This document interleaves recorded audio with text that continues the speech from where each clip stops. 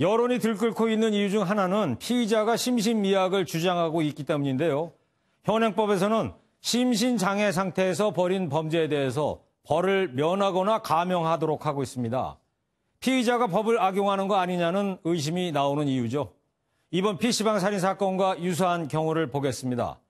강남역 인근에서 20대 여성을 살해한 범인은 조현병을 앓고 있었다는 이유로 감형됐고, 건물 밖으로 아기를 던져 살해한 발달 장애인에겐 무죄가 선고되기도 했습니다.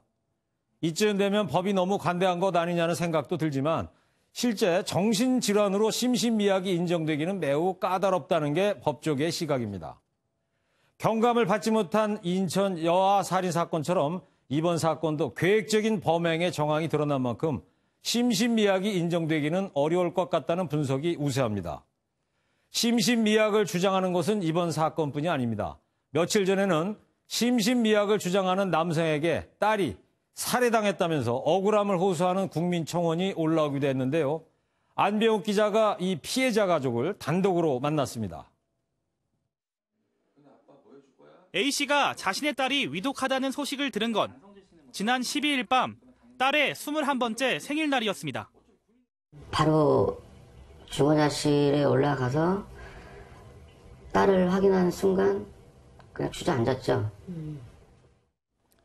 A씨의 딸은 지난 12일 오후 서울 금천구의 한 원룸에서 남자친구인 가해자의 손에 목이 졸려 의식을 잃었고 결국 다음 날 숨졌습니다. 현장에서 긴급 체포된 가해자는 경찰 조사에서 당시 여자친구와 말다툼을 했고 홧김에 목을 졸랐다고 진술했습니다. 뇌 쪽으로 산소 공급이 30분간 안 됐다고 했습니다. 부검 결과 목뼈가 부러졌답니다. 그러면 얼마나 목을 졸랐겠습니까? 그런데 가해자는 현재 경찰서 유치장이 아닌 충남 공주에 있는 치료감호소에 있는 상황. 가해자가 정신병이 있다고 주장해 법적 절차에 따라 정신감정을 받고 있기 때문입니다. 유가족은 가해자가 심신미약으로 인정받고 처벌을 약하게 받을까 봐 염려합니다. 정신병이 있다. 그러면 그 감형이 3년에서 5년에도 나올 수가 있다고 제가 들었거든요. 그러면 제 입장에서는 그게 얼마나 억울합니까? 피해자 지인들은 가해자가 평소 일상생활에 큰 지장이 없었다고도 말합니다. 장 보러도 자주 다녔고 혼자서 산책하고 있다 이런 말도 제가 많이 들었고 일상생활 가능한 정도로 살고 있다가 갑자기 그렇게. 딸의 죽음을 되돌릴 수 없는 걸 알면서도 유가족들이 청와대 청원을 올린 이유는 딱 하나였습니다.